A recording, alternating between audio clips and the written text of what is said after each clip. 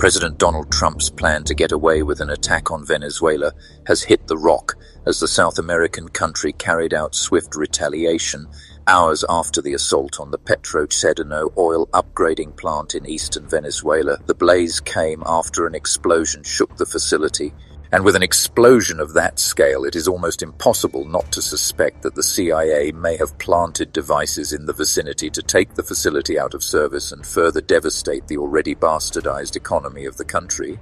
The oil plant the CIA allegedly chose is telling, because the petrocedeno plant is the beating heart of Venezuela's oil economy. Let me explain. Nestled deep within the industrial sprawl of Jose in eastern Venezuela, the petrocedeno upgrader stands as a colossal alchemist in the core of the Orinoco Belt, transforming the region's tar-like extra-heavy crude, some of the world's largest reserves, into lighter marketable syncrude that sells for far higher prices on global markets.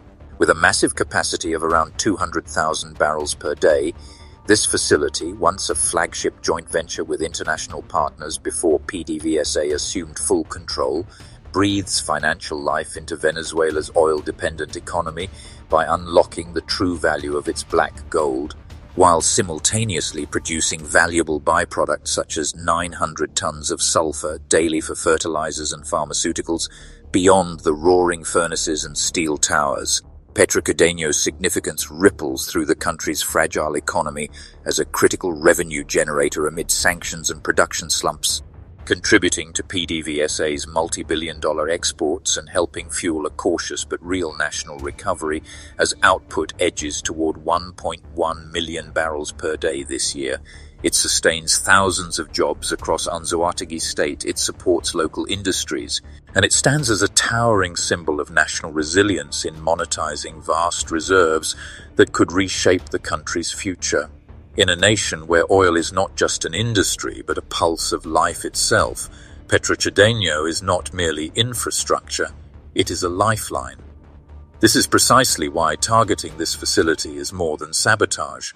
It is a political message aimed straight at Nicolas Maduro, a warning that Venezuela's oil infrastructure will be crippled if Washington dares to attempt an invasion. YouTube tries its best to censor true information like this, but if you like the video and share it widely, we will beat the algorithm together, so subscribe if you haven't already.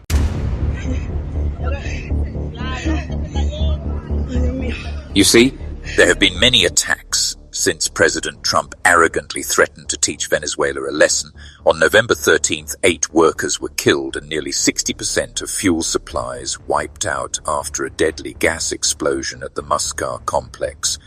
I think it's hard to imagine anything like this happening easily or quickly.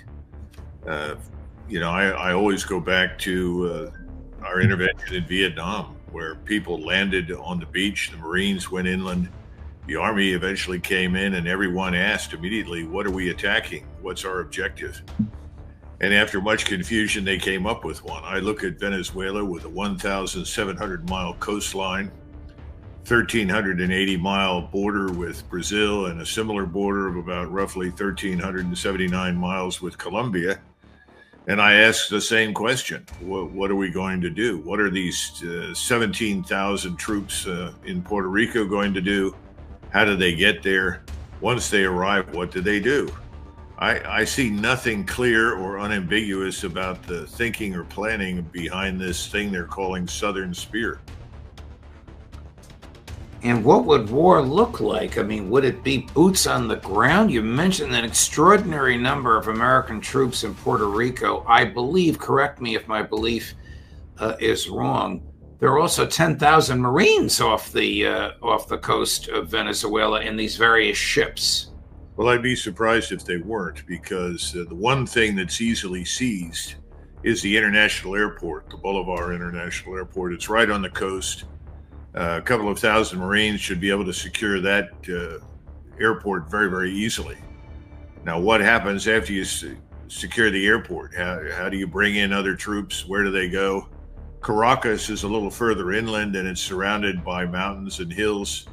There are some tunnels that go through the mountains and hills into Caracas. How do we get in there? I guess we could fly. I guess you could also have airborne drops. I hear a lot from my friends on active duty about repeating Panama. One of the things that we did in Panama was he had this airborne assault. You have all of these light infantry-centric generals at the top of the army that just can't wait to launch another airborne assault. The problem is that Venezuela is not Panama, Judge. Venezuela is huge. You can get in, I think, fairly easily, particularly given the offshore presence that we've got. But then what do you do when you get there, and how do you plan to get out? I mean, unless you can very rapidly install a new government that is friendly to you, that can maintain some level of order in the country, you face the possibility of total disintegration of public order. That means that you have no control over what goes on inside the country, and everyone and their brother can possibly take a shot at you. They've got 30 million people. How many of those will resist is anybody's guess. But I just don't see how the Panamanian experience really informs us in Venezuela. Now, there's also talk about getting into Venezuela, if for no other reason, to stop the supply of oil to Cuba, which has been an important lifeline. That would align with Secretary of State Rubio's long-term goals in the Caribbean Basin.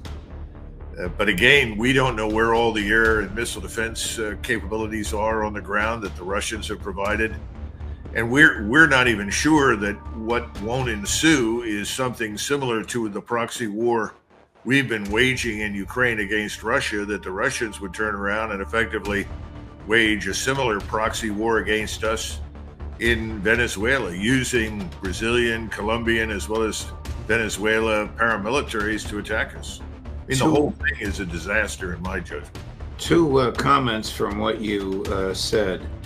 One is, good God, we've been starving the people of Cuba since 1962. Now we're going to try and cut off their oil. Why? This doesn't change the regime. It just impoverishes the population, and Rubio must know that. Well, except that Rubio also knows that Cuba is probably weaker today than it has ever been in its history. There's really nothing in Cuba anymore but poverty. And he may regard this as a golden opportunity to knock off the regime in Cuba as well, especially once you've strangled the Maduro regime in Caracas. I mean, this is all speculative. Obviously neither you nor I nor any of us are invited to participate in any of these discussions or listen to any briefings. But looking at the numbers of forces involved, looking at Venezuela's relationship with Cuba, one has to conclude that there's a lot more going on here than simply regime change in Venezuela. Thank you for watching to this stage. Support honest journalism by subscribing to the channel. And until I see you in the next one, God bless you.